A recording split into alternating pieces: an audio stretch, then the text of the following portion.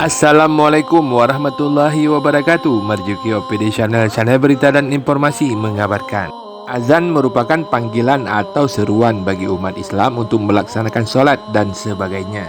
Kumandang azan pertama kali dilantunkan oleh Bilal bin Rabah pada tahun 1 Hijriah di Madinah, Saudi Arabia.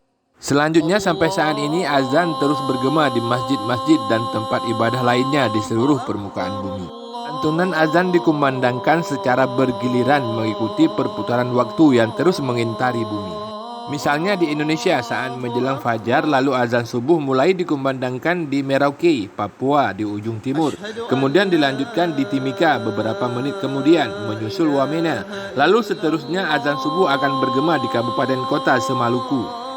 Kemudian azan subuh menjangkau zona waktu kabupaten kota di Pulau Sulawesi, Nusa Tenggara sampai ke Bali, lalu bergema di daerah-daerah Sekalimantan, Jawa dan menembus zona waktu di Sumatera.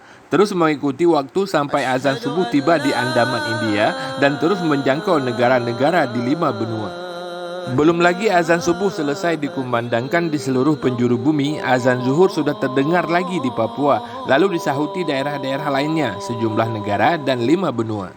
Kemudian disusul azan untuk salat asar, maghrib dan isya, lalu kembali pada azan salat subuh bergantian secara estafet selama 24 jam pada siang dan malam.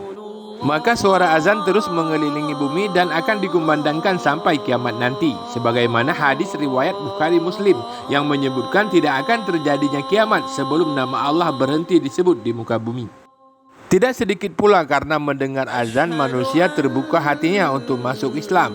Maria Febe Kusumastuti, atlet bulu tangkis Indonesia, masuk Islam pada tahun 2013 setelah sering mendengar azan di pelatnas dan berganti nama menjadi Aisyah PB. Sheng, WNI keturunan yang berjualan di dekat Masjid Baitur Rahman Banda Aceh, melalui pengalaman spiritual dan sering mendengar azan, maka dia mengucapkan 2 kalimat syahadah dan menggantikan namanya menjadi Muhammad Sheng. Leslie Carter, wanita asal Irlandia, masuk Islam pada tahun 2011 juga karena kagum dengan lantunan azan. Cynthia De Pretes, seorang pendeta yang masuk Islam di Maluku, juga mendapat berkah dari suara azan. Alan Roni, pria asal Skotlandia, masuk Islam pada saat berliburan ke Turki pada tahun 2013 dan di sana dia mendengarkan suara azan lalu mengucapkan syahadat. Masih banyak lagi mualaf lainnya yang terbuka hatinya untuk masuk Islam berkat suara azan yang menyentuh kalbu.